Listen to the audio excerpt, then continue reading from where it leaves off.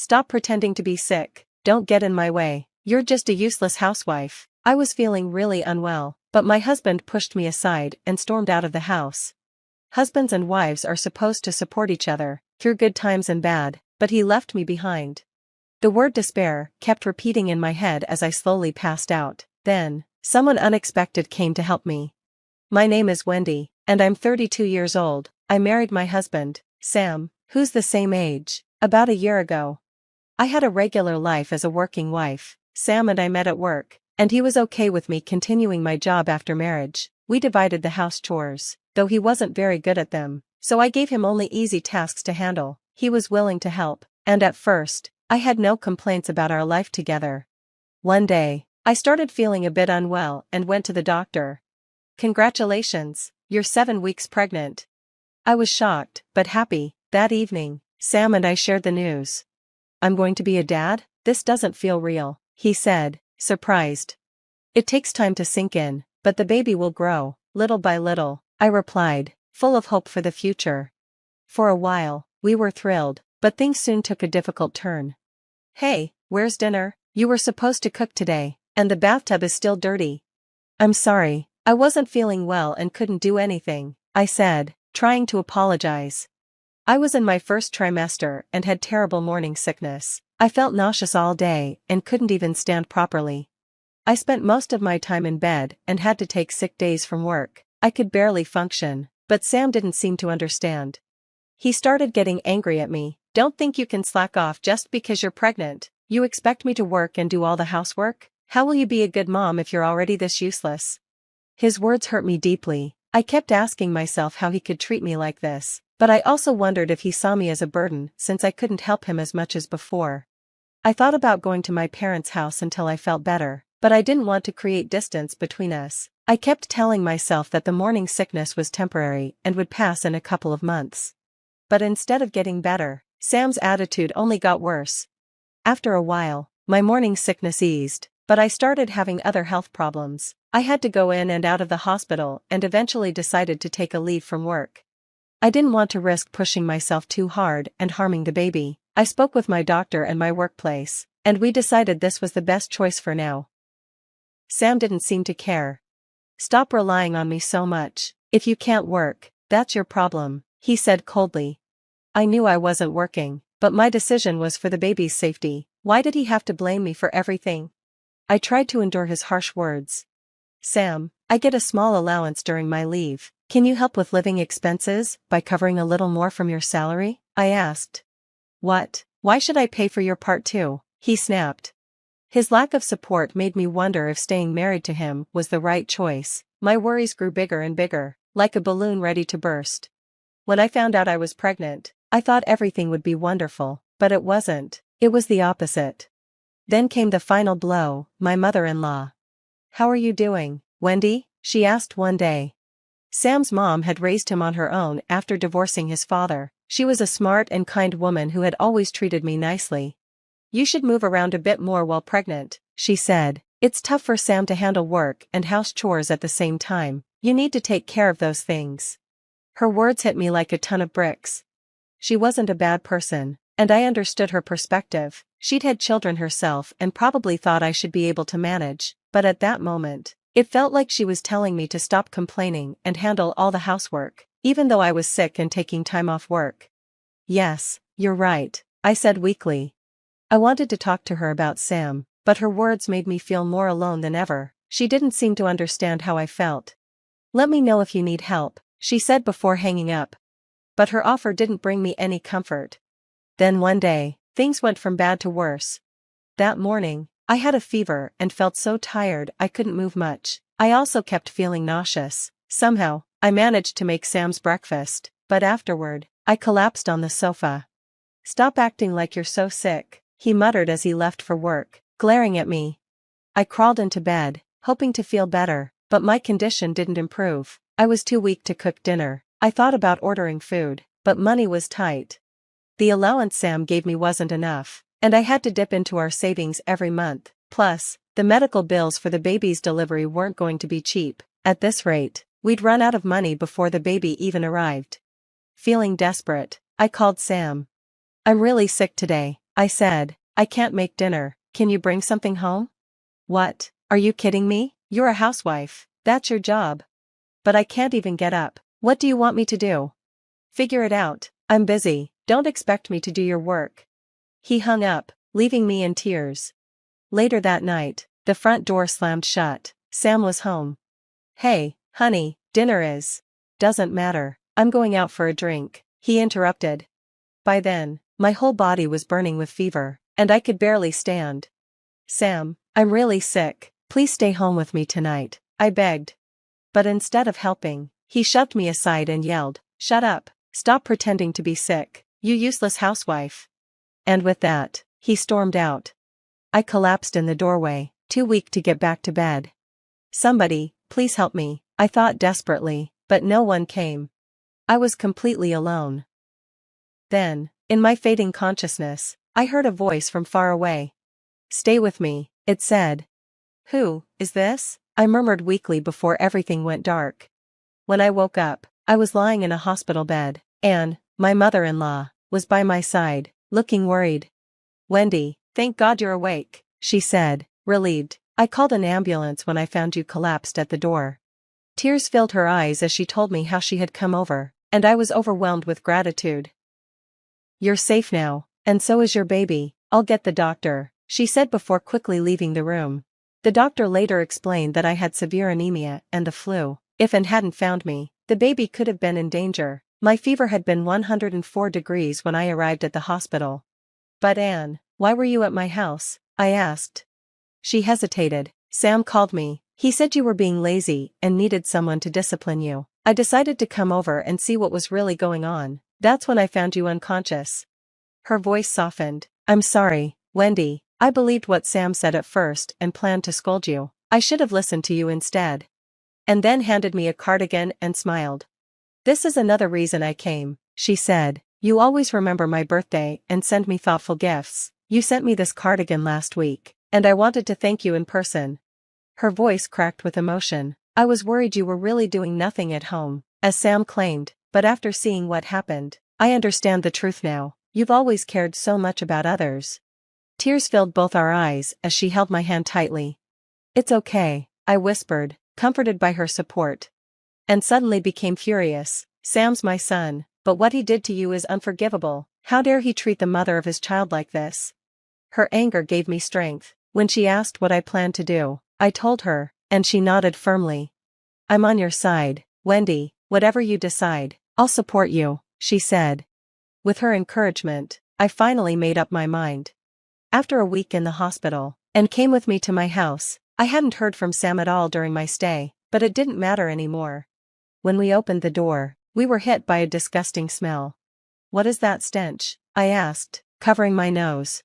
"It smells like a wild animal's been living here," Anne said, making me almost laugh despite the situation. We found Sam sprawled on the sofa, snoring and drooling. The living room was a disaster zone. "Wake up, you idiot," Anne yelled. Sam jumped awake, startled. "What, Mom? Wendy, you've been gone for days, what have you even been doing?" he complained. And didn't hold back. "What have you been doing, Sam? This house looks worse than a zoo, how could you live like this?" She wasn't exaggerating, the place was disgusting. Empty beer cans and food scraps filled the sink, damp towels and dirty clothes were scattered everywhere, the floors were sticky, and the smell was unbearable. "It's worse than a zoo, even animals are cleaner," Anne said, glaring at Sam. Sam glared back at me. "Don't act like you're better than me, you're the one who..." But Anne cut him off. "You couldn't even take care of yourself for 1 week. This is embarrassing." I looked around and calmly added, "I never realized you were this incapable of living on your own." It was true. I had always done the cleaning, laundry, and cooking before I got sick. The house had never been perfect, but it was never this bad. Now, I finally saw the truth. Sam wasn't just inconsiderate, he was completely useless.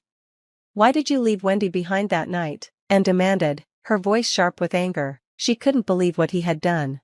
Sam looked like a scolded child, trying to defend himself. "She was faking it," he muttered. Anne's eyes widened in disbelief. "Faking it?" She was pale, burning up with a fever, and barely conscious. "Do you even have a brain?" she snapped. And was usually calm and collected, But this was the first time I had ever heard her raise her voice like this. Sam didn't respond, he just glared at me, his eyes saying, "How dare you turn my mom against me?" Then he muttered in a low, resentful tone, "Don't get carried away. I've been the one supporting you all this time." In the past, his anger would have made me timid and unsure of myself, but not anymore. "Well, fine," I said firmly, "you don't have to support me anymore. I'm ready to stand on my own." "What's that supposed to mean?" he asked, confused. "It means I don't need you. Who would want to stay married to a grown man who acts like a helpless child and can't even clean up after himself?" I had put up with his attitude for too long, but this time, it was different. He had gone out drinking while I was seriously ill, trashed the house, and showed he couldn't take responsibility as a husband or father. I glared at him and asked, "By the way, you said you were out drinking with friends, but were you really? What were you actually doing?" His eyes flickered nervously. "That's none of your business," he mumbled. "Oh, it is her business," and said sharply, "She's your wife and has every right to know. Now, tell us the truth." Sam fidgeted under her intense gaze. "Well," he hesitated, but when he saw we weren't backing down, he finally admitted, "I'm sorry." As it turned out, Sam had been having an affair with a coworker ever since I became pregnant. It was such a cliché, I almost laughed. "What's her name? What department does she work in? How often were you seeing her?" And I grilled him, taking turns. While he stammered through his answers, I stopped the recording on my phone. "Got it, we've got your confession on tape," I said with a smirk. Sam's face darkened. "You tricked me," he shouted.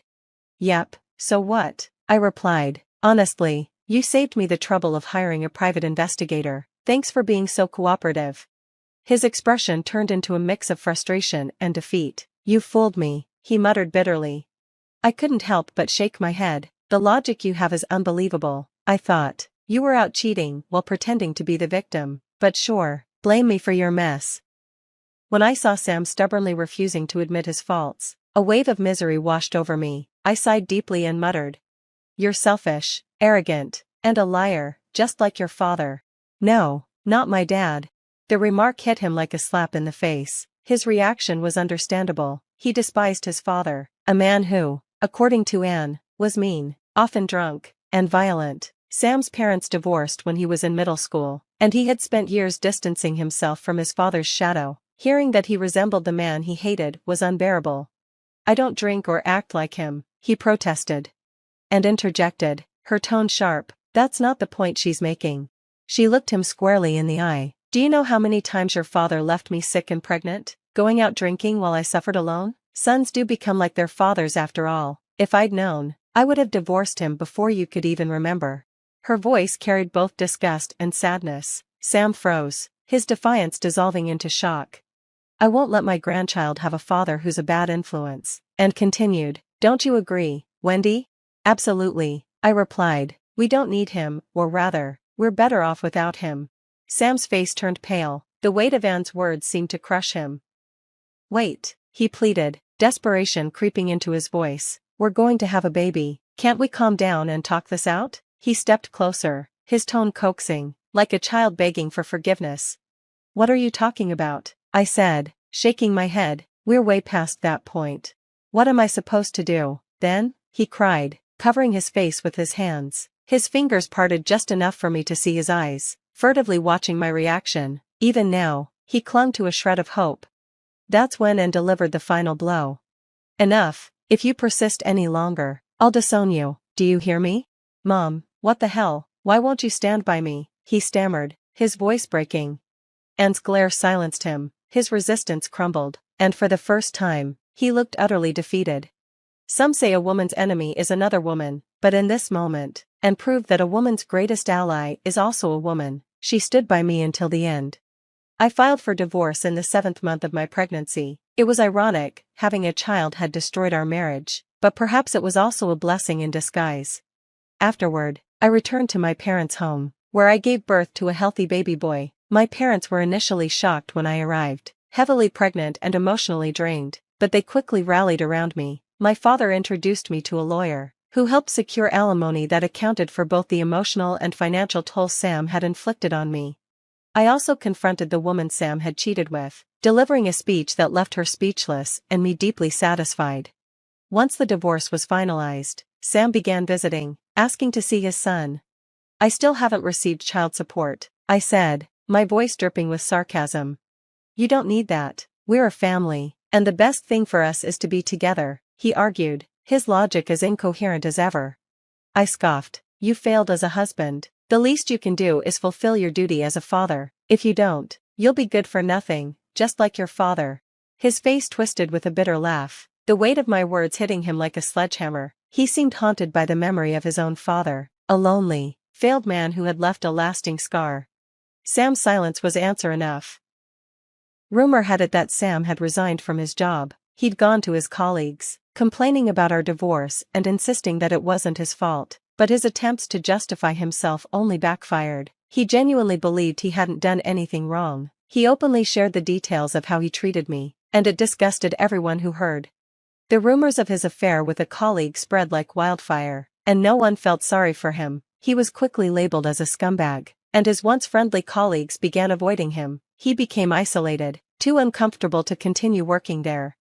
Sam was the epitome of a delusional man. I feared he might still hold on to the illusion that we could reconcile, but that idea was as far from my mind as it could be.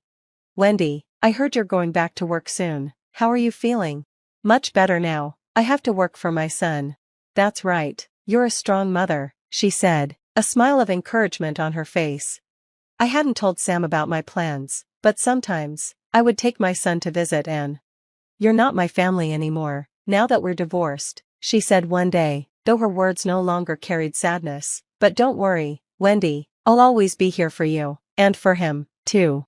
And had saved both of our lives. Now, she proudly held her grandson in her arms. As a fellow single mother, I'll need your guidance, I said, joking. Of course, and replied with a wink, from now on, we're not just friends, we're sisters in arms, or fellow detectives who've driven a villain to confession. Our bond had evolved, we were more like best friends now, and it felt right. But sometimes, a doubt lingered. You're just like your father. Those words haunted me. Would my son grow up to be like Sam? Would there come a time when I'd find myself thinking, like father, like son? There's no point in worrying about the future, I realized. I would teach him right from wrong. I'd show him the importance of kindness and compassion. My son would be my son, no matter what, nothing more, nothing less. As a mother, I would risk everything to raise him right.